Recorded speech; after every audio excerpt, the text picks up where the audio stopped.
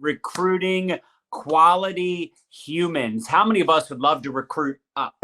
We would love to find people that actually want to work, ambitious, motivated people that have a desire, a high desire to achieve success. Well, how do we find those people? Where are they at? I like finding people with WHIP. WHIP stands for work ethic, hunger, integrity, and then if they have number 4, personal power, like they have some influence, woo, huge potential. The easiest people for you to recruit, in case you're curious, are people just like you, people that can relate to your story. Guess who I recruited when I was 21? Other 21, 22-year-olds. Guess who I recruited when I was in mortgages? Other mortgage professionals, real estate professionals. Guess who I recruit a lot of now today? But let's just say they don't have personal power, but they just have a positive attitude. Flip out that personal power and just slide in positivity. Positive people. They could be a school teacher that's never been in business, but they got a good attitude. They have a work ethic. They have hunger and they have integrity. Do you understand? It doesn't always have to be that they're a business person or an entrepreneurial minded person. Although if you look at my business today, a lot of my best people had a background in business. A lot of my best people were already using or posting on social media to some extent. So it does make sense to talk to people that have an entrepreneurial spirit, that think like a business person, that have high desire for more. You also should be upfront with people. This is not get rich quick, it's get rich eventually, which is better than get rich never. Some of you suck at recruiting. Okay, get good at selling your product. Build up a lot of product, confidence, belief. If you can get customers, you can recruit. What does that mean? Well, some of my best recruits started out as curious customers. They started out with like, hey, I need to drop 25 pounds. And they did. Hey, I want to try this 5-day drop where I can drop 5 to 10 pounds in 5 days. And they did. And then they were like, man, I kind of want to get involved. I'm like, cool, let's work together. Let's partner together. You have to enhance your language.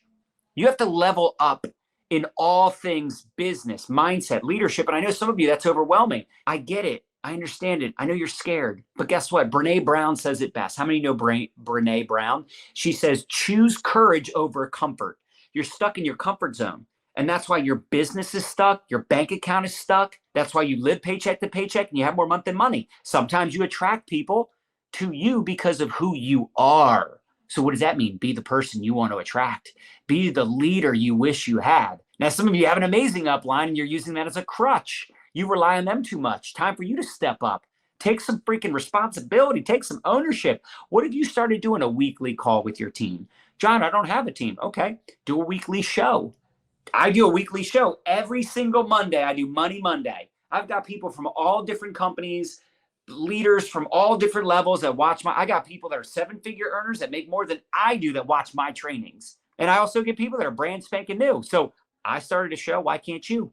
I started building a brand. Why can't you? And for those of you that are doing the videos, you are putting out the content and you're not getting the results, I want to share this with you also. So first of all, don't only promote the things you make money on. You want to build real influence? Promote things you don't make a dime off of. If all you ever promote are things you get paid off of, it kind of feels like you're inauthentic, like you have an agenda, like you have hashtag commission breath. You got to get in Facebook groups. My favorite thing still today, and it's overlooked, where do I find people? Facebook groups are the bomb. What are some of your hobbies? What are some of your passions? What are some of the things you love? Maybe you love Disney. Maybe you love real estate. Maybe you love, I have a couple cockapoos. So I'm in a couple cockapoo groups, right? I have a couple Teslas. So I'm in a Tesla group. But there's this woman, she was like, listen, I'm struggling. My warm market's not responding. She was working with us for like 3 months and she had heard about Facebook groups. So she was like, man, I'm going to get into some groups. This is what she was into. Okay. She joined a bunch of scrapbooking groups. Scrapbooking was her passion. She loved it. She went in there to make friends. Now she didn't join like 17 groups and then do nothing. No, she created, and I would recommend write this down, create an SOP. It's a standard operating procedure for me and my virtual team. We post 2 posts a week inside of 5 different Facebook groups that have the kinds of people that I would want to attract to me. We ask a question once a week, I think on Thursdays. Once a week, we ask a question in those same 5 groups. Now, a couple of those groups I think are my groups, but the other groups are not my groups, right? But I'm a contributor. I'm adding value into those groups. So couldn't you do something similar? It's like, don't just join a group. Join the group and then introduce yourself.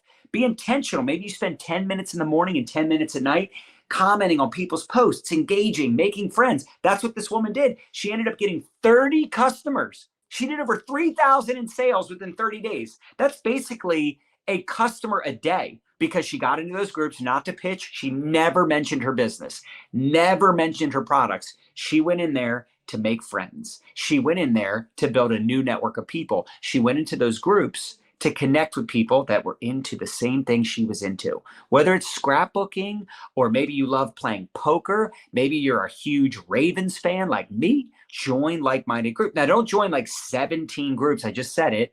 Join a few groups that you're actually going to pay attention to.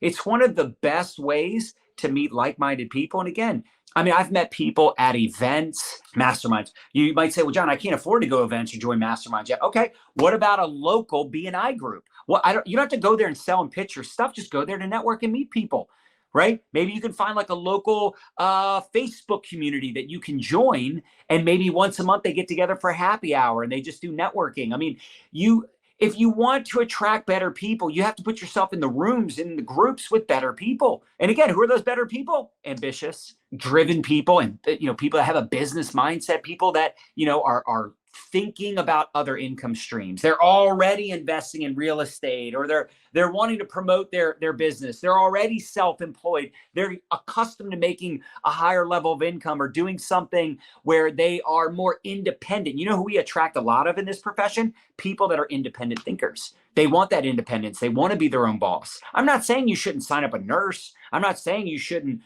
have a conversation with an employee, see if they're keeping their options open. But what you will find, if you put 100 business owners on one side of the room, 100 entrepreneurial minded, self-employed type of people on one side of the room, and you put 100 employees on the other, you're going to sign up more of the self-employed people in the business. And guess what? Business owners know business owners. One of my best recruits ever was this guy, Jeff Aaron, who was a real estate appraiser that I freaking cold called. Didn't know him, but I knew he had done appraisals for our company and had heard of our mortgage company because we were really big.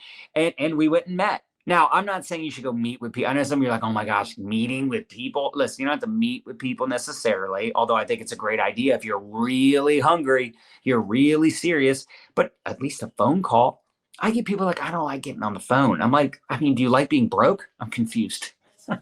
A really advanced strategy that some of you are not ready for, but some of you are, is you can start your own Facebook group. You can start a local group, a business-minded, entrepreneurial group. There are options here. I think everybody personally should have their own Facebook group eventually. If you're building brand, it makes a lot of sense. Doesn't mean you should do it right away. You could also do it with your upline, your downline, your team. You could do a sideline, just a group. You get all these random followers and friend requests and friends and whatever, right? Depending on the platform. But if you can get them into a group, number one, for them to join the group, that means they're actually interested in getting something from you. Could be tips, could be support. I don't know. Depends on what you're into and what kind of brand you decide to build. But every badass brand that I know, every person that's, building influence on social, eventually, because they build their own community, their own following, creates a Facebook group. Does this make sense? Like, you're overthinking this. It's not that complicated. But some of you, again, you watch my videos, you're like, I'm going to do TikTok.